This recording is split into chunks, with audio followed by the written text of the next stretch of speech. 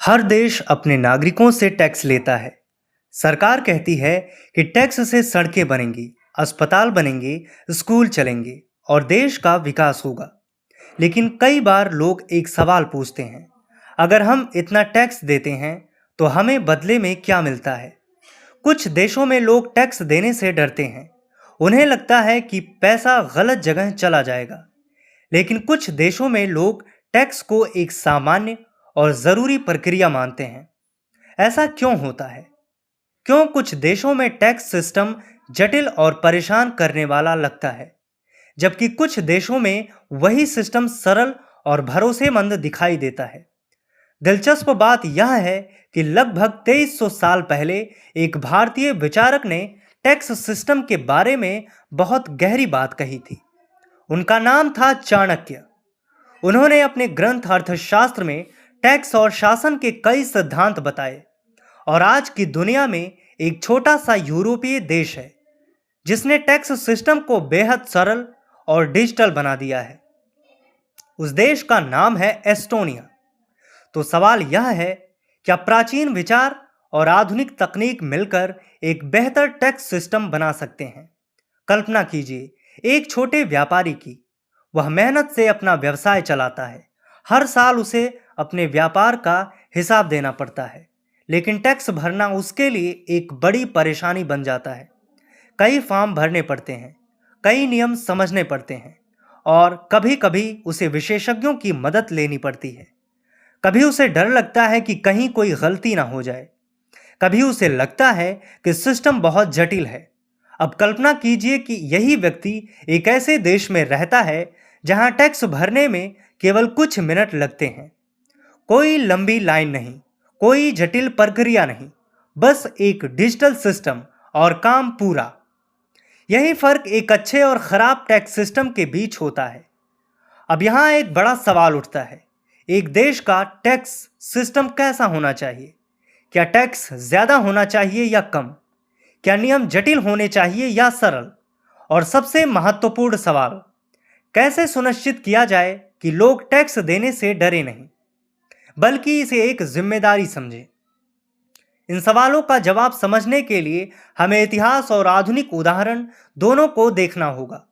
Tax system को लेकर दो अलग अलग विचार अक्सर सामने आते हैं। पहला विचार कहता है, सरकार को ज्यादा टैक्स लेना चाहिए ताकि वह ज्यादा विकास कर सके। दूसरा विचार कहता है, अगर टैक्स ज्यादा या जटिल होगा तो लोग इससे बचने की कोशिश करेंगे। यहीं पर असली संघर्ष शुरू होता है। अगर टैक्स बहुत ज्यादा है तो लोग असंतुष्ट हो सकते हैं। अगर टैक्स बहुत कम है तो सरकार के पास विकास के लिए पर्याप्त संसाधन नहीं होंगे।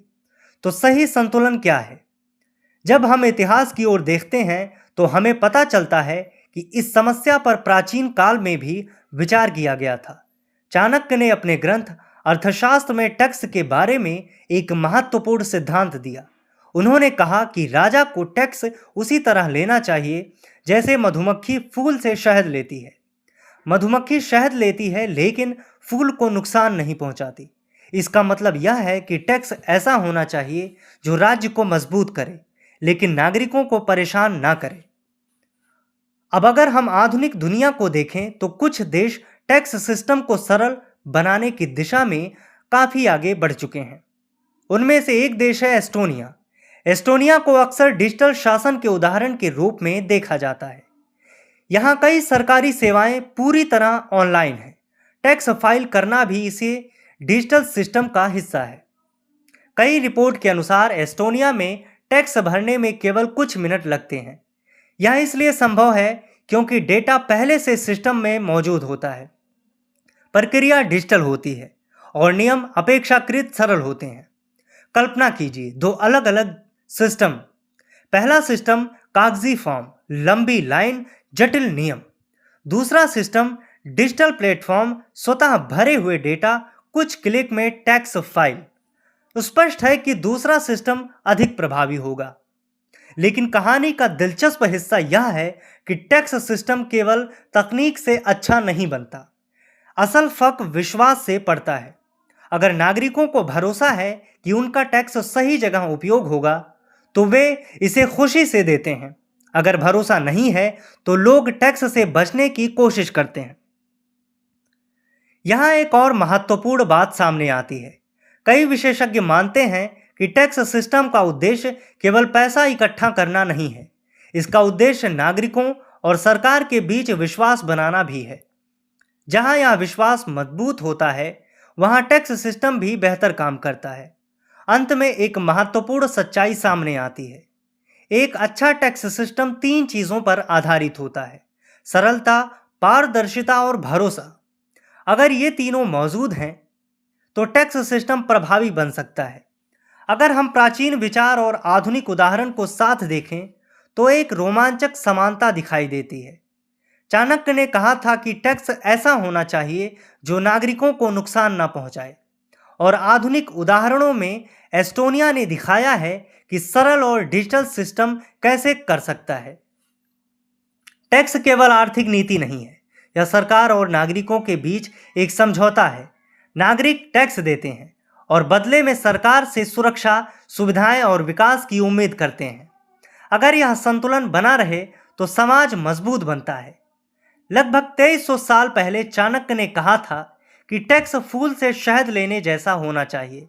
आज आधुनिक तकनीक और पारदर्शी व्यवस्था यह दिखा रही है कि यह विचार अभी भी प्रासंगिक है। अब सवाल यह है, क्या भविष्य के टैक्स सिस्टम में प्राचीन ज्ञान और आधुनिक तकनीक दोनों की जगह हो सकती है?